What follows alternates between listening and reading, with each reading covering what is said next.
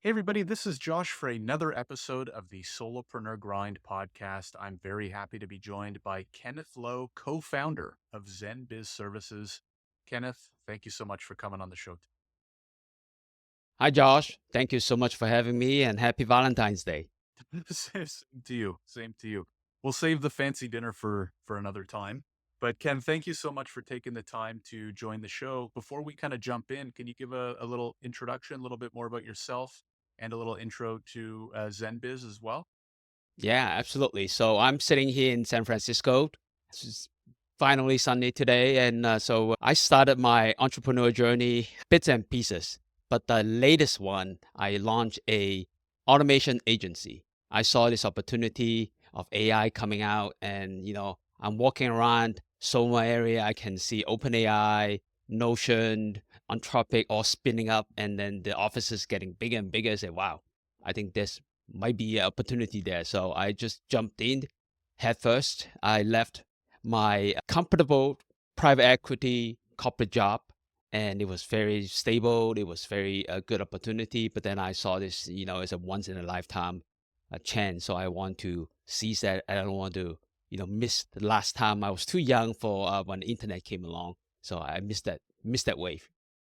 Awesome. Can you take us through a bit of what was the internal conversation like? You noticed this opportunity. You're like, this time I'm gonna jump on it. What were some of what was the debate going on in your head? And then what ultimately led you to making the decision to take the plunge? Hmm. Yeah, it's great. So I'm no spring chicken. I mean, you look a little younger, but I've been around the moons a few times. So it is, I think the safety, financial runway, and all of those concerns that would be holding myself and many people back. And I got to say my family wasn't the biggest fan when I first approached that idea. Say, I'm going to go back and run my own companies again. They say, oh, again? Haven't you tried that before? Haven't you failed spectacularly on your face before? I say, yes, but this time may have be may have something different.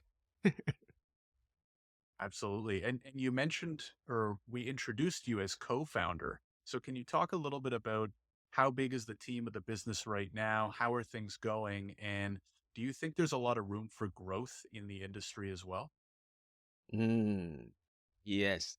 So my co-founder started a accountancy about 6, 7 years ago. And it's funny, we shared an office when I was running my pre-loved cosmetic marketplace. That was like I don't know, 10 years ago. So we shared an office and as he was spinning up his accountancy, he was leaving his cushy corporate job. He was a CFO at some of the public companies and they said, no, let's do something about it.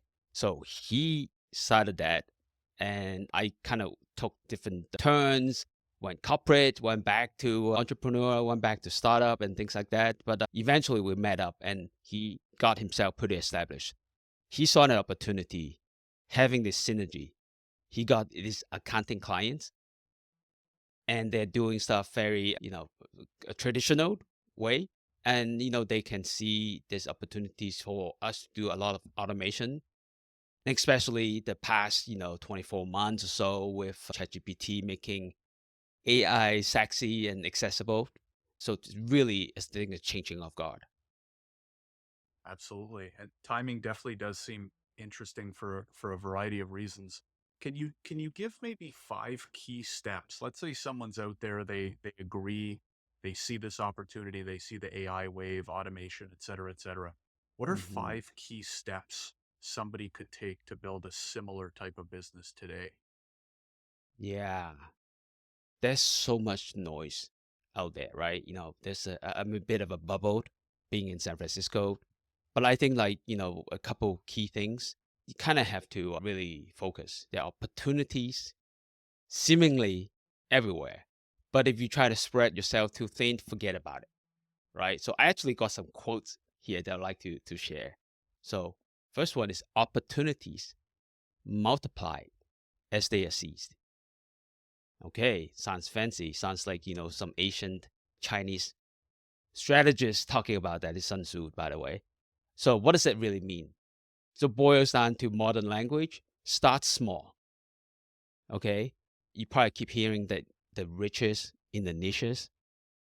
It sounds scary if you just want to say, I want to do AI automation for one type of personas. It sounds very scary and narrow. But let me tell you, if you try to say, I'm going to do AI automation for the entire finance industry, what does that mean? How do you find these people? How do you approach them? How do you go to events? How do you corner these, idea customer profiles so that they will talk to you? It's impossible. But if you say, I would only talk about startup founders within the 50 miles radius, then I can easily identify them. I can go find conferences, events, and, talk to them. And then another one is you want to rack up small wins. You don't want to say, I'm going to solve this problem trying to raise fundraising. It's impossible for you to, identify it, leave alone addressing it adequately. So maybe all I want to do just say, hey, I'm going to, have a little AI automation, roast your pitch deck, go out to YouTube, look for keywords, go out to LinkedIn. Well, LinkedIn maybe is a little hard to scrape. But then, those are the things that I say, I want to do just one component of the big picture. You're going to get feedback quicker. You're going to iterate easier. And then you'll be able to launch that much quicker. And at the end, you just want to be making 1% improvement every day. And at the end of the year, you look at, oh my God, all these compound improvements that I've been racking up 1% every day, that's going to add up to really tremendous success. Absolutely. Those are great pieces of advice. I've kind of learned most of them the hard way. So hopefully there's some people listening that don't have to as well. Now you talked about some of the tough parts of kind of going out on your own, right? The financial risk, et cetera, et cetera. But what would you say now looking back, what's been the hardest part of Mm. navigating this journey of starting this business? Yeah. Ooh. There's so much to tackle right here. But I got to say that when you work, for example, a corporate environment, you have an ecosystem. You have maybe a salespeople, you have a back office, you have marketing, you have all these different people supporting you. And then you maybe just like in, one of the departments, one of the teams, and you just specialized in that. That's all you do day in and day out. And you become very good at it. So when you go out, say, I'm going to be a solopreneur, I'm going to start up a team or whatever it might be, whatever the size might be. You're going to be confronted. Say, oh my God, I have to learn marketing. I have to learn copywriting. I have to learn email automation. I have to learn to deliver. I have to do customer success, customer support, janitorial, making coffee, all of it. So I think you get to be comfortable with the idea that you have to be like water, my friend. You have to flow with it. Absolutely. And sometimes it's that big adjustment too at the beginning that can be tough. So, surrounding yourself with people, getting, relying on your network, on your family can kind of help you get you over the hump until you kind of get used to your new norm. What would you say is one or two key pieces of advice you'd give to other solopreneurs out there? Maybe one to kind of address that problem you just, talked about, and just Yeah. any other piece of advice that you give to someone starting out right now. I want to use this word, weaponize incompetence. So what does that mean? Well, don't hide behind it, first of all. What does it mean is like it is a weakness and it's been holding you back for a long time, maybe your entire life. And you're just choosing not to look at it, not to confront it. And then it becomes weaponized. Okay. So let me just make it more in real terms. I'm very much of an introvert. Nobody believes me, but I am very shy and I enjoyed my time being alone and hiding behind a computer, writing code, doing posts, anything but going out in the real life and shake hands and meet people. And that has been the biggest barrier. And I know it may sound funny with all this AI and networking and Zoom and all of that. what is the most impactful factor is going out to shake hands and look at people and say, hey, I got this idea. What do you think of it? And that conversation, very likely, is going to lead you to some kind of feedback loop. And it's going to lead you to some, hey, by the way, I have got some friends. I got some referrals for you. Why don't you go talk to them about it? So I was doing a lot of this, preparation. I was doing all this stuff behind the computer, anything but to go out to shake hands. And the minute I changed my mentality, I also have a live event. I was on medical leave for almost a year. So I had to call to tell people that, hey, I'm well, I'm alive, right? So that accidentally led to a lot of other conversations that led to some referrals. Great. Yeah, and the dichotomy is interesting, right? The world's going to AI and automation and blah blah blah, but yet still there's something magical about the in person, right? I do want to spend our last few minutes talking about AI because Yeah. that's kind of what you guys do. Can you Mhm. talk a little bit about how are you helping a lot of these companies right now? What does it look like? Yes. So the world has been turned upside down.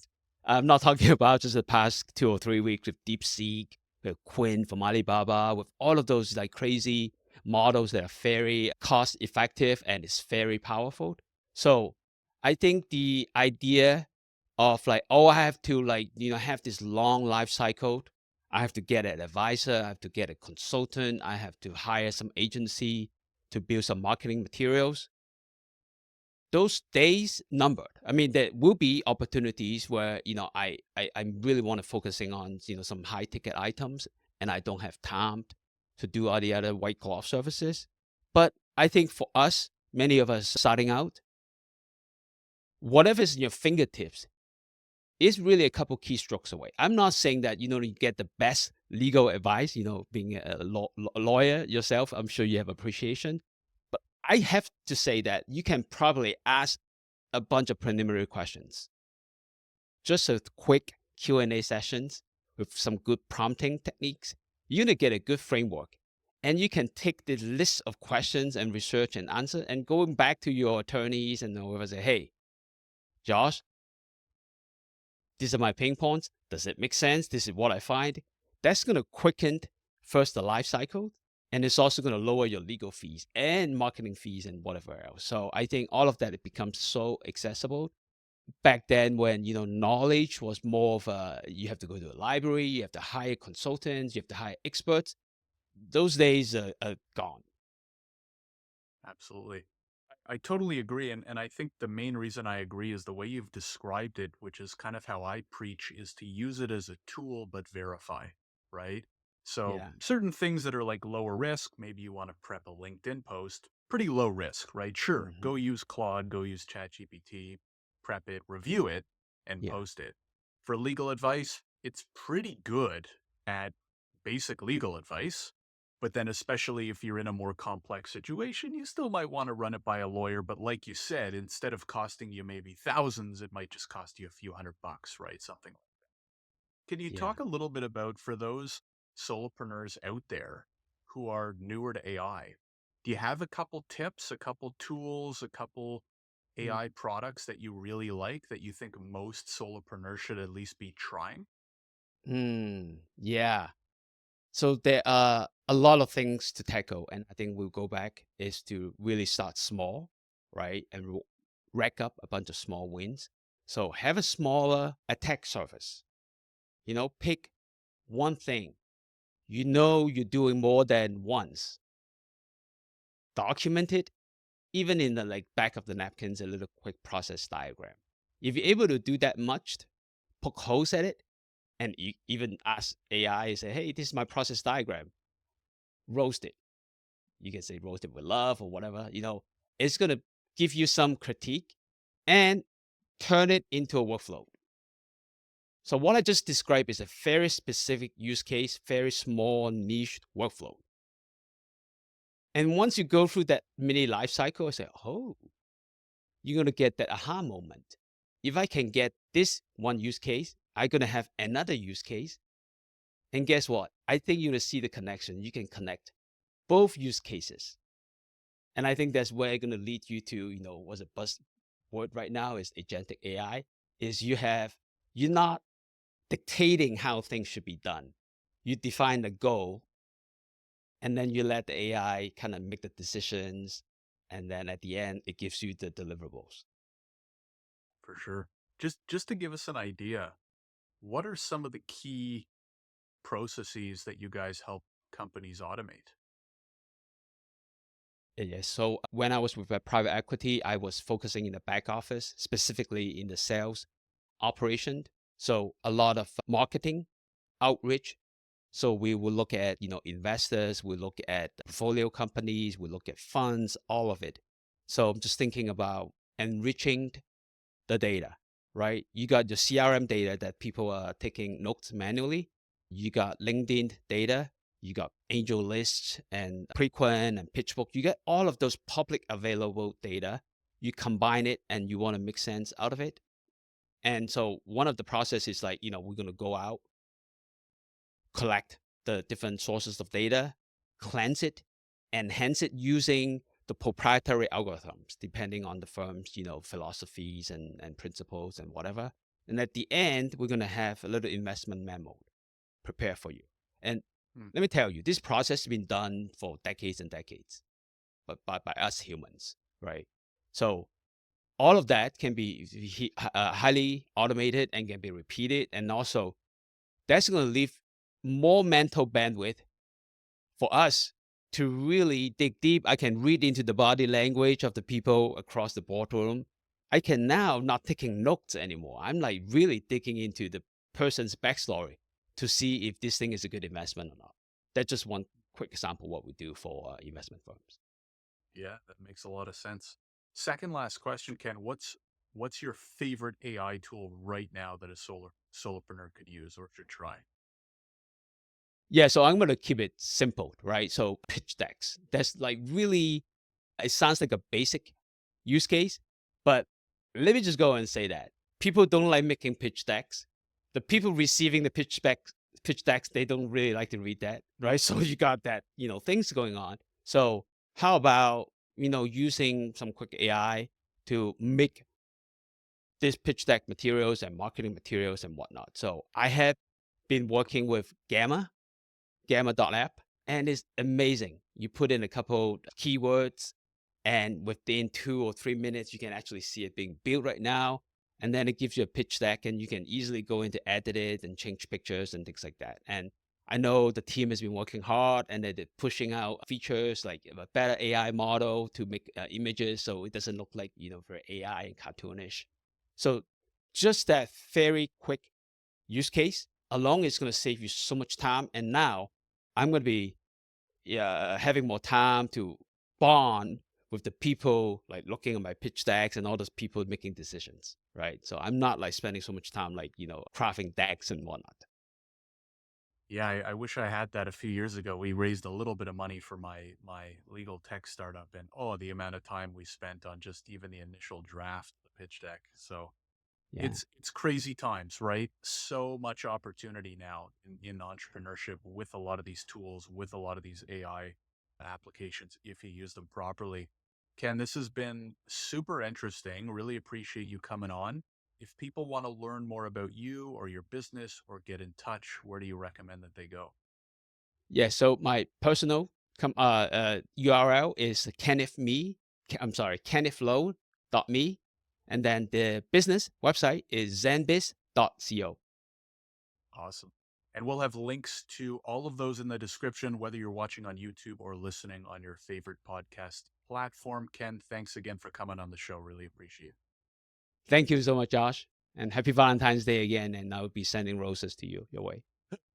Thanks. Thank you.